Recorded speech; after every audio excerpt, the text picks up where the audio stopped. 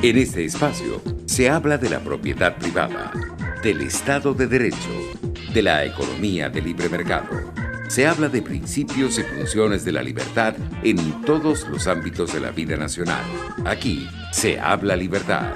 RCR presenta Aquí se habla libertad con Víctor Maldonado.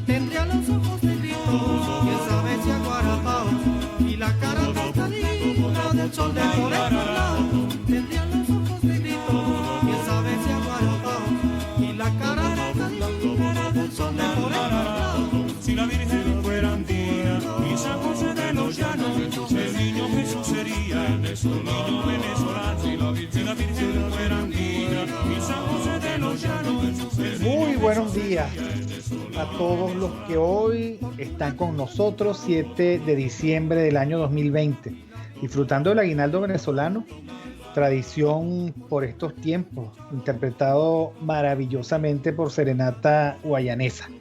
No voy a dejar para el fin de mes la alegría de la Navidad, que finalmente es lo único que tenemos como propio. Hoy día de San Ambrosio, obispo y doctor de la iglesia, un personaje muy importante.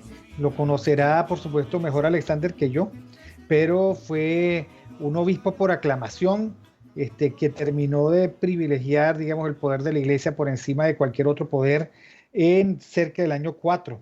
Convirtió y bautizó a San Agustín, creó nuevas formas litúrgicas y promovió el culto a las reliquias en Occidente. Entonces hoy, felicitaciones a los Ambrosios en su día. Gracias a todos los que están con nosotros a través de los canales que tiene disponibles RCR 750 para el vínculo. A los 368 conectados por el chat en vivo del canal de YouTube de RCR, o los que se vinculan a través de rcr750.com, a través de las redes sociales, por Periscope, @rcr750. Finalmente, bueno, a todos mi abrazo. Gracias, Hugo, por las consideraciones, y María, de mi intervención hoy en el programa de Mingo. Mañana voy a estar con Miguel Fontana en el programa de Mingo, así que los invito desde ya. Como el programa fue un poco corto, pues Mingo se quedó con la gana de seguir conversando conmigo. Gracias a Jaime Nestares en la dirección general de la estación, a Willy Sarcay en la gerencia de producción, Catherine Manzano, nuestra productora estrella, José Gregorio González en los controles, Argenis Barreto, que nos lee la noticia a las 12 del mediodía, y bueno, un abrazo fuerte a Marilia y a Carla. Marilia y Carla, dos poderosísimas amigas, trabajadoras de RCR, periodistas ambas, que bueno, digamos que dan la talla y son, digamos, mi forma de saludar al gran equipo de RCR que está siempre con nosotros. Hoy tenemos con Andrea Rondón la posibilidad de repasar un libro que no pasa de moda, aunque digamos que el leerlo requiere de cierto espíritu y de cierto coraje. Me refiero al libro de Víctor Frank, El hombre en busca de sentido.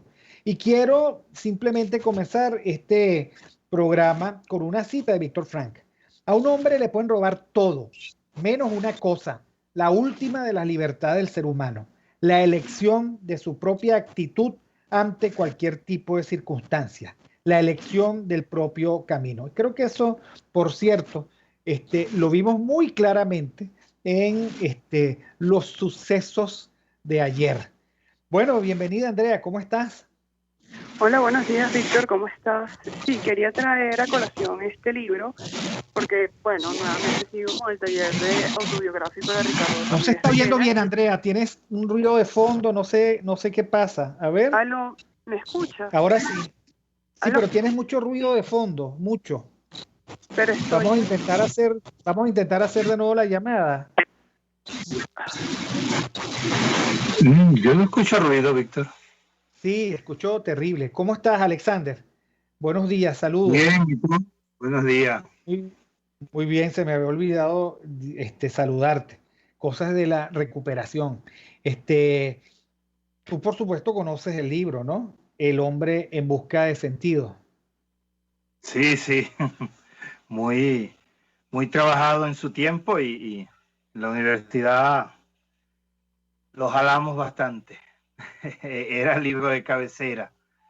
Especial para los que estudiamos filosofía, entender el existencialismo era fundamental estudiar a Víctor Frank. No se podía abordar el existencialismo filosófico si antes no conocíamos a Víctor Frank. No solamente a él, a un conjunto de autores, pero él era fundamental, pues, ¿no? Como para tener el contexto intelectual en el cual surgió todo ese movimiento que impactó tanto al mundo occidental y que todavía sigue impactando. Lo discutíamos mucho con el doctor José Luis Bettencourt, aunque él no era propiamente digamos, de esa línea. Ojo, estoy dando largas hasta que llegue nuestra anfitriona de hoy. Lo conocía muy bien, como era su actitud siempre responsable de conocer. Sí, Entonces, sí, José Betancourt, que ustedes han recogido además sus artículos, ¿no? El Centro de Investigaciones Populares. Yo tuve sí, sus obras. si sus obras completas, yo tengo ese texto que ustedes me regalaron. Bueno, Andrea, entonces estamos de nuevo contigo. Alexander Campos y yo te saludamos. El libro El hombre en busca de sentido, de Víctor Frankl. Bueno, Andrea se nos está cayendo, pero nosotros podemos seguir conversando sobre eso. Hay que decir que Víctor Frank pasó por la terrible experiencia del campo de concentración y de ver cómo algunos, entre ellos él, sobrevivieron y otros lamentablemente no lo lograron.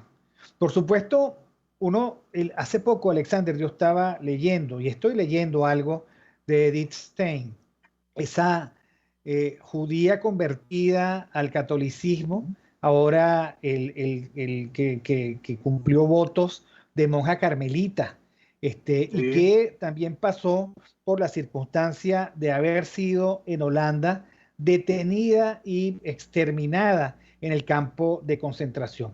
Leyendo a Edith Stein uno se da cuenta también de una circunstancia. Es imposible que un proceso de exterminio como el que ocurrió en Alemania se hiciera al margen de los alemanes. Y se ve clarito en la biografía de Edith Stein que ella fue detenida, que todo el mundo sabía que ella fue detenida, y que no la pudieron salvar, no había forma de salvarla y que los trenes eran públicos y notorios. Y con esto lo que quiero decir, hablando de Víctor Frank, que por supuesto algunos sobrevivieron, otros no. Víctor dijo, los que estaban más preparados era porque sentían que tenían un propósito en aquello de sobrevivir. También decía los que mejor se adaptaban, los que no tenían problemas en recibir un zapato más pequeño, o sea, los que asumieron rápidamente cuáles eran las reglas del juego del intento de exterminio. Pero ahí también hay que decir, querido Alexander, que el resultado, volviendo a Edith Stein, a Víctor Frank, a Primo Levi, el resultado tenía mucho de suerte, ¿no?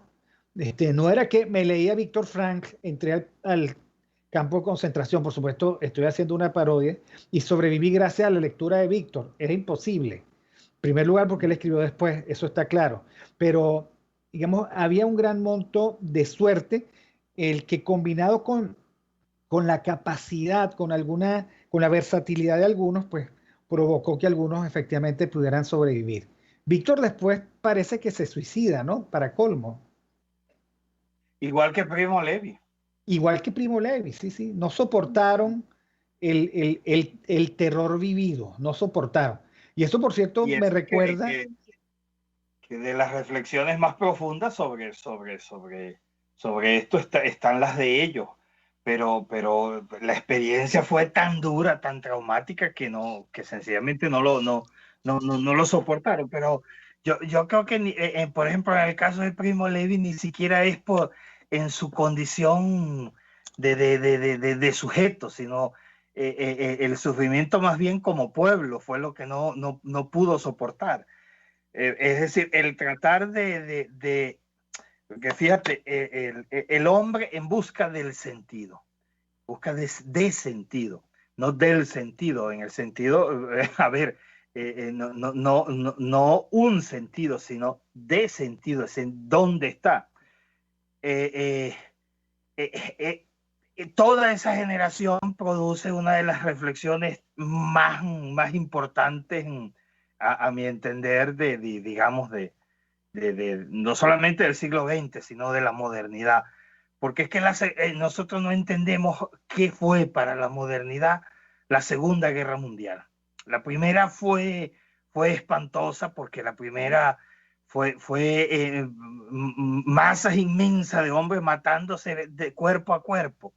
Pero al fin y al cabo tú le veías al otro, veías al enemigo, estabas ahí, las batallas de las trincheras, importantísimas.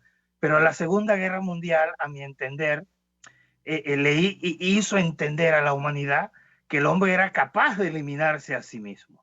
Eso es algo que hasta este momento, desde la creación, para los que tenemos fe en esto, hasta la Segunda Guerra Mundial, eso era impensable. Es decir, nosotros pensábamos que estábamos aquí por siempre, es decir, y que si nos íbamos a desaparecer, iba a desaparecer por circunstancias ajenas a nosotros, unos extraterrestres que viniesen, unos desastres naturales, lo que tú quieras. Pero el hecho de que nosotros nos pudiésemos eliminar a nosotros mismos provoca las reflexiones más importantes, a mi entender, que la humanidad ha producido. Porque es que somos enemigos de nosotros mismos. Reconocernos que somos capaces, por un acto de voluntad, de desaparecer la historia, y que con nosotros, por la voluntad nuestra, la historia se detenga, eso nos deja sin sentido. Eso nos vacía totalmente de sentido. Por eso te hacía referencia al existencialismo. Porque, bueno, tienes por un lado a Jean-Paul Sartre, que niega este tipo de cosas, en el que eso le tiene sin cuidado, porque al fin y al cabo el otro no es mi sentido, sino que mi sentido soy yo, y el otro lo que es mi sinsentido. Y tenemos unas reflexiones tan importantes como la de Camus, en las que la lucha por la justicia es el centro precisamente del sentido de la vida. Entonces, en estas reflexiones ahí se encuentra Víctor Frank. El problema con todos ellos es que su vida echa para atrás su pensamiento. Y eso es impactante, eso es impactante porque, claro, además son judíos. Y nosotros tenemos, los cristianos, la experiencia contraria de Jesús, precisamente, que precisamente en la muerte por el otro está el sentido de la vida. Y a estos, al no encontrar sentido de la vida, se eliminan a sí mismos. Al fin y al cabo, ese es el pensamiento al que todo hombre, no solamente al final de la vida, sino en el transcurso de la vida, tiene que enfrentarse.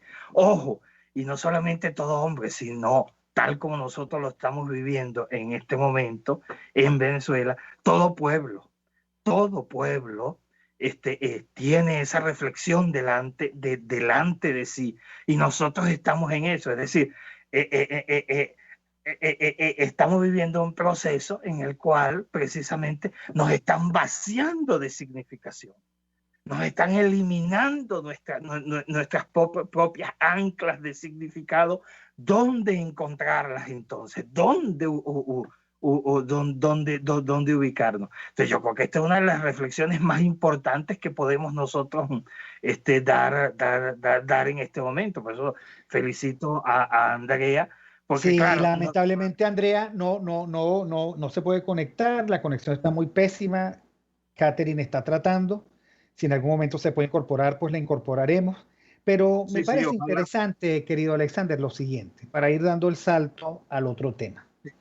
Sí, sí, claro. El esqueleto que nosotros tenemos escondido debajo de la alfombra de nuestra civilización es el talante del ser humano. Por un lado, nosotros creemos que somos ángeles caídos, pero vueltos a la gracia, y por lo tanto, propensos al bien.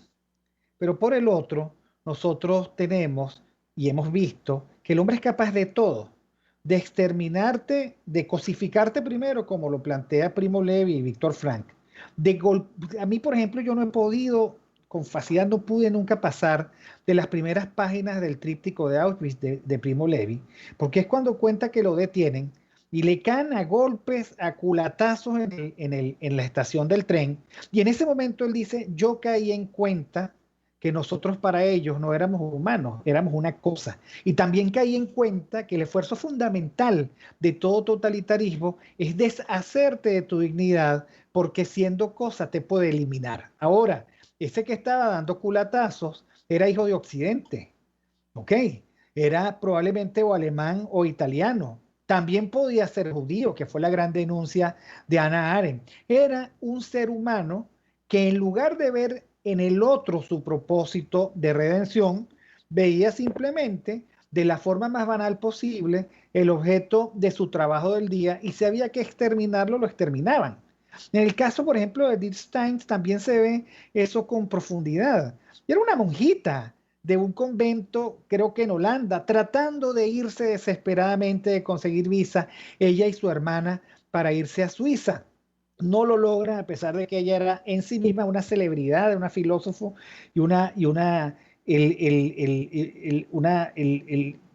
persona que reflexionaba el catolicismo de la mejor manera, y nada, la meten en un tren, y la tienen, dicen unos 6 meses, otros dicen 2 años, y ella siendo monja y prestando servicio, pero al final no se sabe ni cuándo ni cómo murió, porque la exterminan. Es el hombre, el lobo del hombre, tal y como lo denunciaba Hobbes, para repudio de todos que quieren ver en el hombre a alguien que, en lugar de ser tu asesino, sea tu redentor. Entonces yo creo que de allí hay que comenzar a revisar la reflexión, que es demasiado importante. Ahora bien, en el camino, la convivencia humana tiene que fundamentarse en algo, en algún propósito que no sea, por supuesto, el exterminio del otro, pero otros lo han fundado en ese propósito.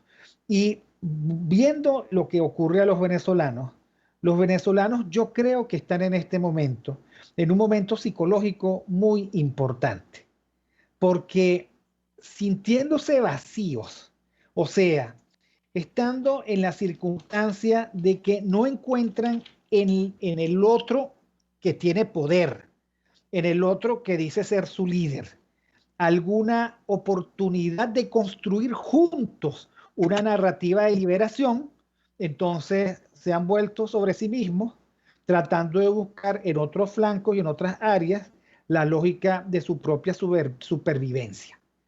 Lo que sorprende, querido Alexander, es que aquellos otros que están siendo despreciados sistemáticamente y con razón, no caen en cuenta de eso y quieren seguir siendo ellos, o proporcionando ellos el sinsentido que ahora viven los venezolanos. Sí, sí, sí, comparto mucho tu reflexión. Mira, Víctor, no hay nada más fácil que esconder la humanidad detrás de la idealización. El hombre puede ser cualquier cosa, chicos. Es decir, nuestra historia, nuestra historia lo ha dicho, que podemos ser lobo, podemos ser ángel. La historia de la humanidad es eso. Es decir, no podemos caernos a cuentos diciendo que el hombre está destinado a aquello, el hombre está destinado a aquello otro, el hombre es esto, el hombre es aquello. No. Es decir, el hombre puede ser cualquier cosa. Y esto precisamente, a mi entender, es lo que Jesús entiende perfectamente. Que no es digamos, lo que tú eres en este momento, lo que te hace valioso, sino lo que luchas por conseguir ser, la lucha constante por ir siendo, por ir realizándote. Por eso San Agustín comparte tus palabras al decir todo lo que es humano me es conocido. Es decir, nosotros podemos vivir todo ese tipo de cosas. Ahora, idealizarlo a través de proyectos paradisíacos, esa ha sido la constante de la humanidad. Y esa es la peor de las evasiones. No tratar de enfrentarnos con nuestra propia realidad. Ojo, y yo aquí quiero ser, digamos, bien claro, porque a mí me interesa la reflexión sobre lo político en este sentido. Al hombre le resulta mucho más fácil encontrarse amado que encontrarse odiado. Nosotros podemos reconocer en el otro el amor. Podemos reconocer, aceptarlo, identificar en el otro el amor y el amor hacia nosotros. Eso es fácil. Eso es, estamos abiertos a aceptarlo. Lo que no estamos abiertos a aceptar es el odio en el hombre. Pareciera que hay algo constitutivo en la persona que no nos permite aceptar que el otro puede ser capaz de odiar. Y eso ha sido uno de los peores errores, porque no aceptar que el otro me puede odiar y por tanto me puede matar, le ha dado facilidades históricas para construir proyectos masivos de eliminación. Porque si me cuesta aceptar que el otro me puede odiar y matar, más me cuesta pensar que puede existir un proyecto cuyo único sentido sea la eliminación del otro. Eso ocurría con los alemanes. No podía entender. Pero no vayamos a los alemanes, Alexander. Tú has estado muy preocupado y yo con muchísimo respeto y muchísimo amor por ti, además cariño fraternal, te he dado mi respaldo moral, que es el tema de los convive, ¿no? A mí me parece insólito que alguien pueda creer que está haciendo algo. 25.000 almuerzos para gente que no tiene otra forma de llevarse un pan a la boca. Me parece insólito que eso ocurra. Y bueno, mala noticia, eso está ocurriendo y es una medida burocrática que pasa por la confiscación y la detención de las cuentas bancarias, la persecución de estos que yo casi creo que son santos, de estos santos varones y mujeres que se han dedicado a llevar comida a los sectores populares. Y por supuesto el destrozar absolutamente. Hay algunos que dicen, bueno, no es la mejor forma, lo entiendo que esa puede ser una discusión, pero también asumo que no tiene ningún sentido destrozar la posibilidad de que... la señal, Víctor. Ahora a ver si me oye un poco mejor. Ahora sí. Que no tiene ningún sentido, decía, destrozar esa oportunidad. Entonces ahí tenemos una forma de exterminio, porque eso es exterminio. También es exterminio el papel terrible que ya es público y notorio del FAES. Se te está también, cayendo digamos, la señal, Víctor. Dejarte sin agua también. Hola. Dale ¿Soy tú. yo o eres tú? Habla. Escuchamos Hola. bien ambos. Estamos escuchando bien, Alexander. Pero vamos a hacer una Hola. cosa. Vamos al corte y ya regresamos. Si la Virgen fuera andina y San José de los Llanos, el niño Jesús sería el venezolano. Si la Virgen fuera andina y San José de los Llanos, el niño Jesús sería el venezolano. Aquí se debaten temas de interés nacional e internacional. Aquí se habla libertad con Víctor Maldonado. Solo por rcr.tv, la radio que se ve. Sintonícenos a través de Periscope, @RCR750, la radio que se ve. En Global Therapy seguimos comprometidos con tu rehabilitación física, te ayudamos a recuperarte de tu postoperatorio y en el alivio del dolor. Búscanos en el Centro Comercial Multiplaza Paraíso Nivel Empresarial 2 a través de Twitter e Instagram o llámanos al 0412-256-1104. Y no olvides lavarte las manos con agua y jabón y cumplir con el distanciamiento social. Global Therapy y despídete del dolor. ¿Te imaginas unos deliciosos y súper cremosos helados libres de azúcar, libres de lácteos, libres de huevos, libres de gluten, libres de pulpas? Te lo tengo. Heladería Vegan Fruit lo hizo posible y aptos para todo tipo de personas. Los heladitos Vegan Fruit los encuentras en los mejores supermercados y tiendas de delicateces. Síguelos en las redes. @heladería Vegan Fruit. Amor vegano y cremoso. Moisés Naim en Efecto Naim. Hola, soy Moisés Naim desde Washington. Conéctese a rcr.tv. También nos puede seguir por @Efecto Naim en Twitter. Y estamos en Facebook y en Instagram. Y no olvide que puede disfrutar todos los contenidos del programa cuando usted quiera, suscribiéndose a nuestro canal de YouTube. Nos vemos en la radio. Los miércoles y viernes a las 7 de la noche. Solo por RCR 750 AM. RCR 750 AM. Porque lo bueno une.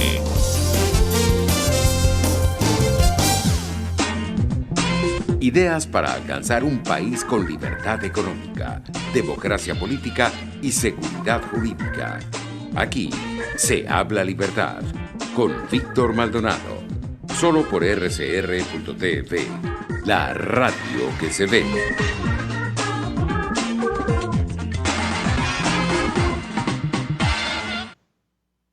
Bueno, continuamos con Aquí se habla libertad. Espero que nos hayamos reconectado. Alexander se estaba oyendo bien, pero Sí. bueno, lo que comentaba es lo siguiente, Alexander. No vayamos a Alemania, que el exterminio está siendo, digamos, una norma también de los venezolanos. Estamos hablando de exterminio de oportunidades, exterminio de personas, sometimiento de las personas a la indignidad, o sea, a la cosificación. Al final me importa poco si es leña, si no comes, si no tienes agua, si no tienes electricidad. Me importa poco, incluso como referente político. ¿Sabes qué? No te necesito. Yo invento cuántos votos tengo y yo distribuyo como me da la gana. Finalmente, ahora, lo sorprendente es, por supuesto, la maldad. Pero también a mí lo que me sorprende es los colaboradores de la maldad. Aquellos que intentan con su discurso legitimar esa maldad, darle sentido, decir que con esos hay que abrazarse. Y bueno, eso es más o menos lo que estamos viendo. Ayer fue un episodio más de una trama ya muy gastada, pero me sorprende, por ejemplo, Alexander, toda la atención mediática que se le puso como si eso fueran elecciones. ¿Ok?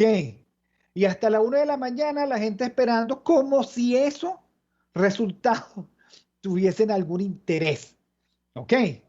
Entonces, claro, todo esto forma parte de un complejo de circunstancias que el venezolano le afectan, como dicen nuestros amigos del chat en vivo, le afecta su sentido común. El venezolano no le está pareciendo que esto está, digamos, que esta rolinera está rodando, está circulando. La rolinera del sentido común a los venezolanos les parece que no va por la vía de las palabras y que los hechos contradicen, por supuesto, toda la oferta que la política está planteando en este momento. Vivimos un momento de cinismo, ¿no? Sí, sí. Sí, lo que tú dices es importante. Yo quería con un testimonio confirmar lo que tú estabas diciendo sobre la sorpresa que siempre ante el odio la persona vive. Reunidos con beneficiarios de Alimenta la Solidaridad para explicarle esta situación, madres que trabajan en esto y que hacen diariamente el almuerzo para los niños y esas cosas, entre los muchos testimonios bellísimos y tal, una señora nos dice, mire, yo estaba convencida de que el régimen, bueno, ellos le llaman, de que el gobierno nunca se iba a meter con esto, porque ustedes no se meten, le dice a los organizadores, ustedes no se meten en política, ustedes aceptan aquí a chavistas y a opositores, trabajan con niños que no votan ni nada, y lo que hacen es darnos comida. Es decir, yo reflexiono, más inocuo, según no puede ser. Es lo que uno reflexiona. Ellos decían, eso me daba a mí la seguridad, decía la señora, de que con esto nunca se van a meter. ¿Cómo se van a meter con los niños? ¿Cómo se van a meter con la gente que está muerta de hambre, indefensa y estas cosas? Bueno, y resulta que sí se meten. Por eso te digo, Víctor,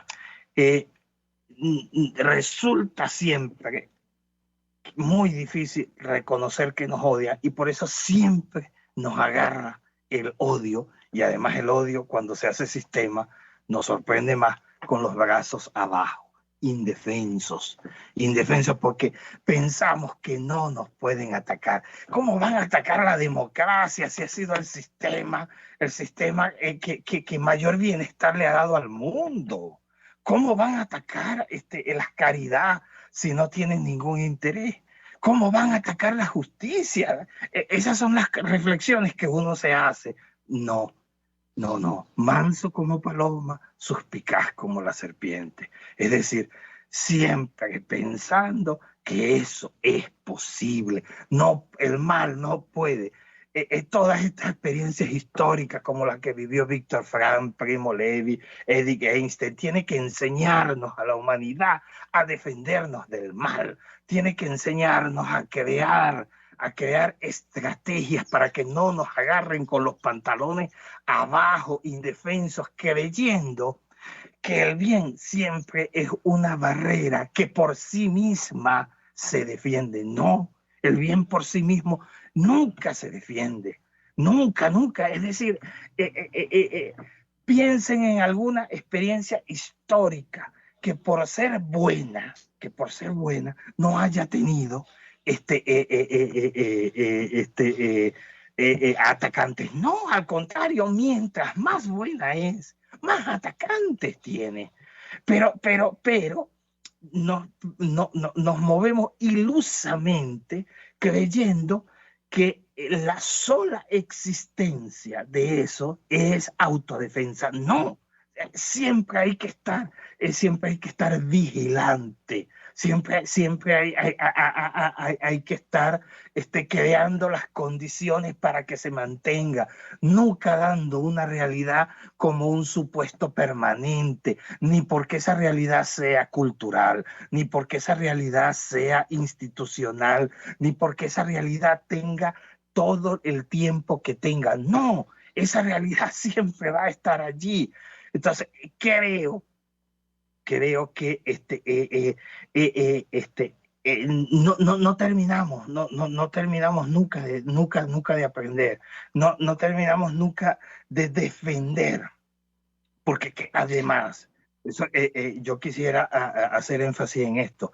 Además, nos parece la obviedad del bien, la obviedad del bien, es decir, así como la banalidad del mal, la obviedad del bien. Es decir, el creer que el bien es tan obvio que por ser obvio se mantiene a sí mismo, de alguna manera crea en el sujeto, y esto es interesante reflexionarlo filosófica y además también psicológicamente, crea además una disposición a no defenderlo, a no militar, sino que a ceder la responsabilidad por el mantenimiento de ese bien, al no hacernos responsables del sostenimiento de ese bien. Como ahí está la institución tiene que defender eso. Como ahí está la ley tiene que defender eso. Pero ni las instituciones ni las leyes son organismos vivientes. Las instituciones y las leyes las sostiene el hombre, no se sostienen por sí mismas, las sostenemos nosotros. Nosotros somos los que tenemos que garantizar que esa ley es buena. Ella no es buena por sí misma, es buena en cuanto encuentra hombres que se realizan en ella, y al realizarse en ella le demuestra a los demás hombres que es buena. Pero precisamente como pensamos que es obvio que es buena, entonces no tenemos esa disposición. Así sucedió con la democracia venezolana. Nosotros podemos, bajo este principio, hacer una historia de la debacle de la democracia venezolana. Pensamos que como nos había llevado tanto a conseguir cosas tan buenas, no había que defenderla. No había que apostar por ella, no había que arriesgar por ella, había que dejarla que ella misma se defienda con sus instituciones y sus leyes, y no arriesgar personalmente con ella.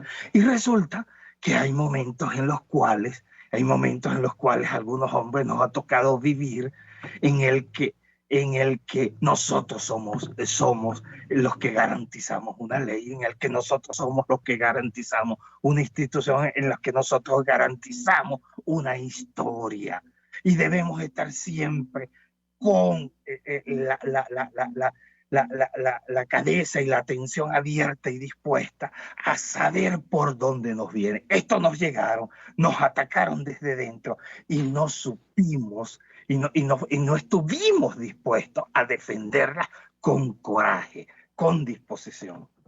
Ahora, siendo eso cierto, y a mí me parece interesantísimo, dos cosas, Alexander. Uno, parte del problema es que así como nosotros tenemos miedo a encarar al mal y ver su cara terrible, que además es la cara del supuesto fraterno. Por eso, por cierto, a mí esa tontería de la idealización de la palabra camarada, y que en el flanco de la supuesta oposición es la palabra hermano. Todos se llaman hermanos y todos se caen a puñaladas, y todos son camaradas y todos se exterminan.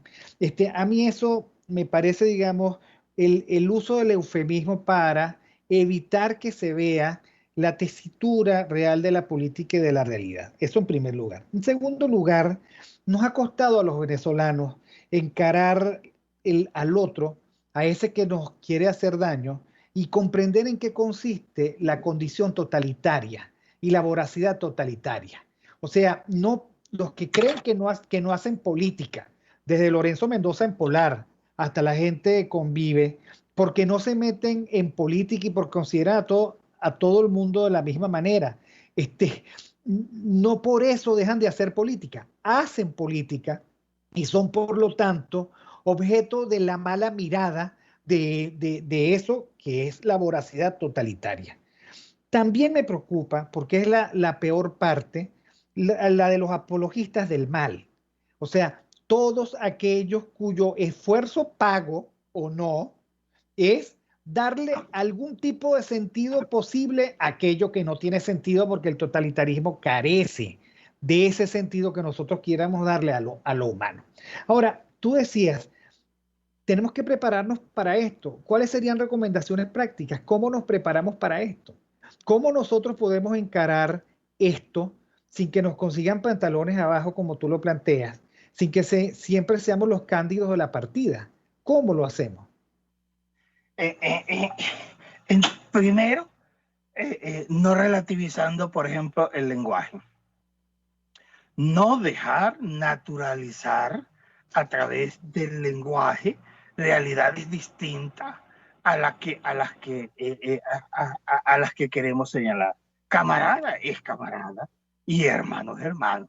Camarada da cuenta de una agrupación política y hermano da cuenta de una agrupación filial. Camarada da cuenta de una historia política, hermanos da cuenta de una historia familiar.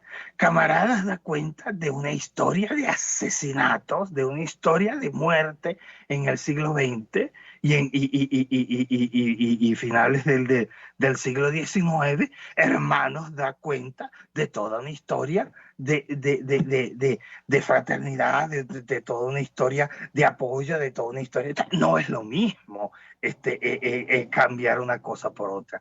Es decir, lo primero es cuidar tu legado, estar atento a tu legado. Es decir, ¿qué hizo este señor? Empezó a relativizar la cabeza primero de los adecos y después relativizó la cabeza después de todo lo demás. No, es que yo no quería decir eso. No, es que yo no quería decir eso. Pero no te sancioné porque tú lo dijiste. Pero no te sancioné. Se aplaudió, incluso lo aplaudieron. Sino que se aplaudió, no, es decir, yo no puedo permitir que tú me reduzcas a tu mismidad, que tú me quites mi identidad. Para mí eso es fundamental, es decir, reafirmar la identidad a cada rato. El mal en la política se cuela por muchos caminos, pero el principal, el que naturaliza antes del que se practique es el lenguaje. Fíjense la historia que hemos tenido con el chavismo. Es decir, el chavismo naturalizó, por ejemplo, esta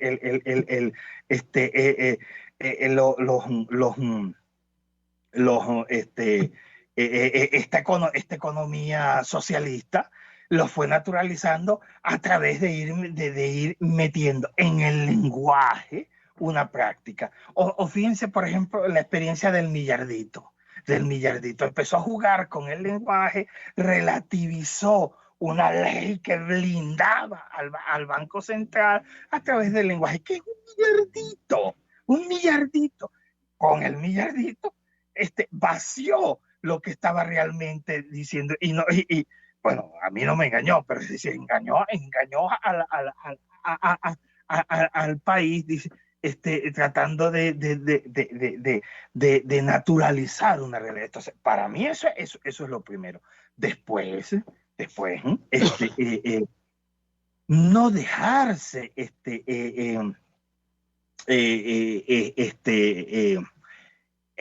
sacar de tus espacios. Eso fue lo que sucedió con el chavismo. Nos sacó, nos expulsó de nuestros espacios naturales, de nuestros espacios de convivencia, y no nos deja regresar otra vez. No nos permite regresar, y nosotros se lo permitimos. Es decir, toda la experiencia, la experiencia del mar, el primer gesto que hace es el gesto que le hace el diablo a Jesús. Lo seduce. Es decir, empieza, no impone la realidad de una vez. No. Especialmente la izquierda lo que hace primero es lanzar las supuestas mieles de algo que es irreal, lanzarla, y te va seduciendo. Una vez que te va seduciendo, tú encuentras como natural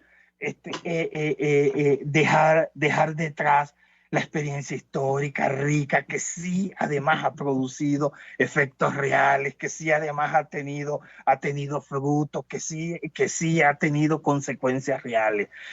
Esa es la. Entonces, fíjense, eso no es un asunto solamente, Víctor, nuestro. Yo estaba viendo, digo de Venezuela, yo estaba viendo los distintos titulares de Europa, fundamentalmente de Europa, ante lo que tuvimos ayer en Venezuela. El único que presenta claro desde el inicio lo que sucedió en el país es ABC. Todos los demás, empezando por la BBC, ¿qué es lo que hace? El chavismo ganó fraudulentamente estas elecciones. Sí, fraudulentamente, pero ganó, es decir, lo que tú quieras. Pero ya cuando le permite colarse con la expresión ganó, significa que aquí hubo un acto electoral, que tú reconoces ese acto electoral, y aunque sea fraudulentamente, él jugó en democracia fraudulentamente, pero jugó. Entonces tú le das todo un camino de acción y lo legitima la supuesta democracia más antigua de Occidente, que sería la inglesa, la que debería tener experiencia de cómo actúa eso, pero se deja meter por allí ese asunto. Pero ojo, no son ellos. Es que, claro, hay un tema que en algún momento quisiera, digamos, discutir contigo, debatir contigo, compartir contigo, que es la agenda globalista. O sea, sí, eso que se está llamando ahora, bueno, es una gran conspiración planetaria para imponer ciertos temas, imponer cierto tipo de liderazgo, imponer ciertas tendencias ideológicas, y yo me temo que al precio que sea, o sea, al precio de los ventajismos, las trampas, los sometimientos, el exterminio de pueblos, o sea, al costo que sea en las parroquias, digamos, siempre y cuando esa agenda globalista se imponga. Ahora, Alexander, ya nos quedan 10 minutos, pero a mí me parece muy importante plantearte lo siguiente. Lo primero, en eso de ceder el lenguaje, investigadores sociales que se han dedicado como tú, pero no tú, ¿cierto? Sí, por lo que voy a decir, tiraron a pérdida a la familia venezolana. Empezaron a decir que la familia venezolana era disfuncional, dejaron de entender, digamos, la esencia del esfuerzo que, bueno, las mamás hacían con sus hijos, o la mamá y la abuela, o la tía, o el padrino. O sea, por supuesto, la imagen canónica de la familia papá, mamá, pues ya no, pero eso no significaba tirar a pérdida la familia, tirar a pérdida las tradiciones venezolanas, banalizarlas hasta hacerlas ridículas, tirar a pérdida la religión y las creencias, y intoxicarlas y contaminarlas con cualquier cosa.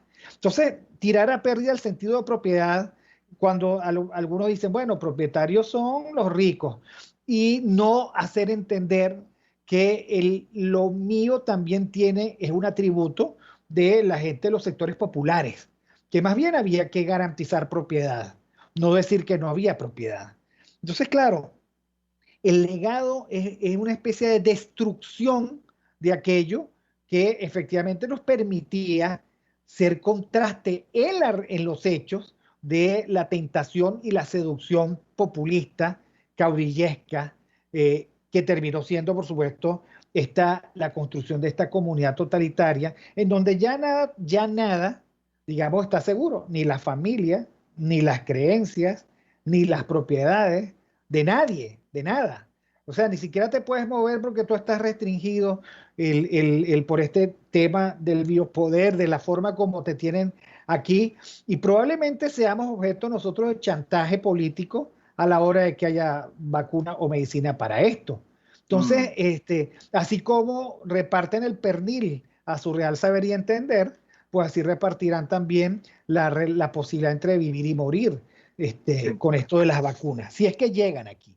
Entonces...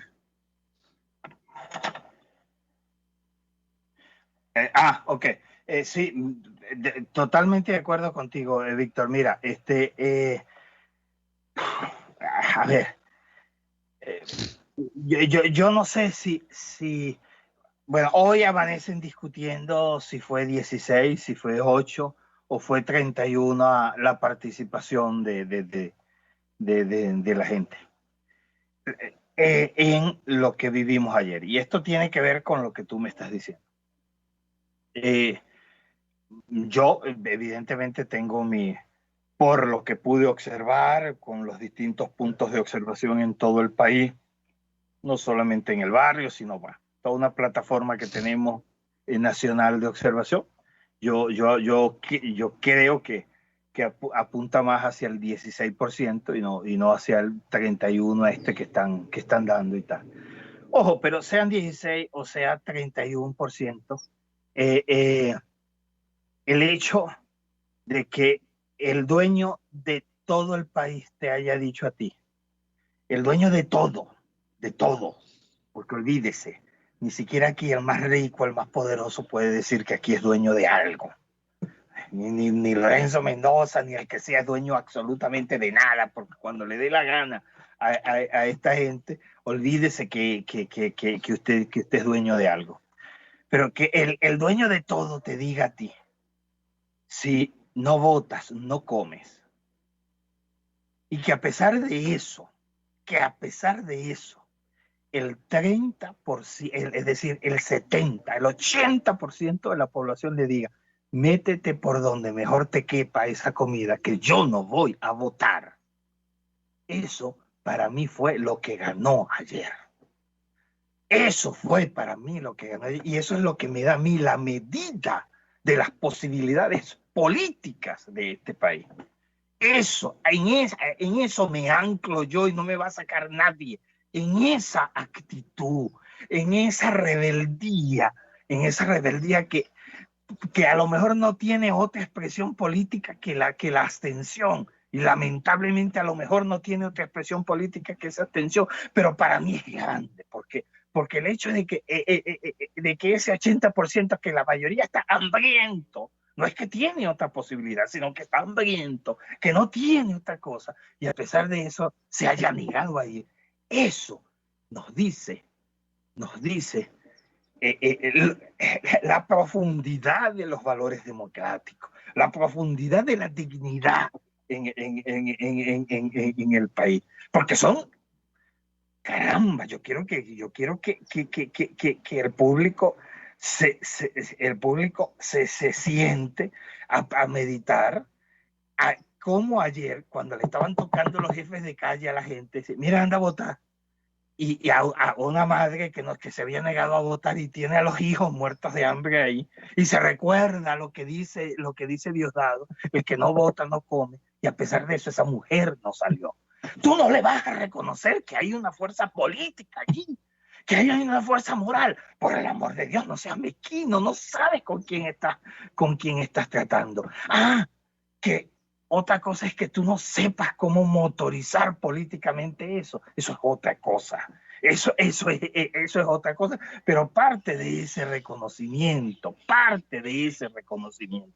para mí, Víctor, esa es la medida de las posibilidades políticas que tenemos. Y no lo digo por insuflar esperanza, que no me interesa insuflar esperanza vacía aquí a nadie. No me interesa. Pero es real, es decir, ese es el dato, esa es la realidad es esa. No, yo no estoy inventando otra cosa. Ojo, y no fue poca cosa, Víctor, no fue poca cosa, porque... No, a mí me parece importantísimo, Alexander, lo que estás diciendo. Por supuesto que no es por poca cosa, y por eso comenzamos con esa frase de Víctor Frank. La elección de su propia actitud ante cualquier tipo de circunstancia, la elección del propio camino, es lo último o lo único que no le pueden robar a un ser humano de su libertad. Y creo que los venezolanos mandaron larguísimo al carajo a todo aquel que los amenaza, pero que realmente es incapaz desde hace mucho tiempo de darles nada. Es una amenaza vacua, porque desde hace mucho tiempo son incapaces. O sea, la palabra eficacia en una comunidad totalitaria es inexistente. Ellos no son capaces, la gente lo sabe, y la gente le perdió el miedo y no se deja chantajear por ese marido insoportable que las violenta o que violenta todos los días y que maltrata a los hijos y que de paso se gasta toda la plata del sueldo en eso que mi suegro con mucho sentido llama, que es maracucho, azares, mujeres y champán. Nos tenemos que ir, Alexander, Mira, porque si no me regala Catherine, me regaña Catherine. bueno, ok. Una última Chévere, cosita. no, esperemos que no nos regañe Catherine. Eso sí, las pelirrojas son muy, Chao, muy, chao. muy duras. Gracias a Jaime Nestares en la dirección general de la estación, Willy Sarcaya en la gerencia de producción, la grande y severa Catherine Manzano en la producción, José Gregorio González en los controles, y ahorita viene Argeni Barreto a leer las noticias. Argeni, vamos a ver qué vas a leer. Saludos a Marilia y a Carla Sons. Chao.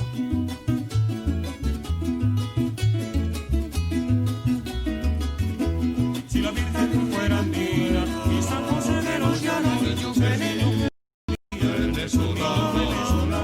Si la Virgen fuera andina y San José de los Llanos, el niño Jesús sería un niño venezolano.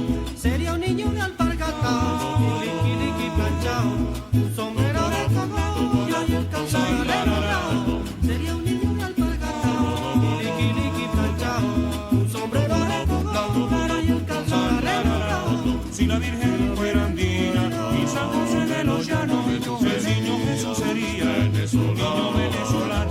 Si la Virgen fuera andina y San José de los Llanos, el niño Jesús sería un niño venezolano. RCR presentó Aquí se habla libertad con Víctor Maldonado, solo por rcr.tv, en Twitter y Periscope, @RCR750, la radio que se ve.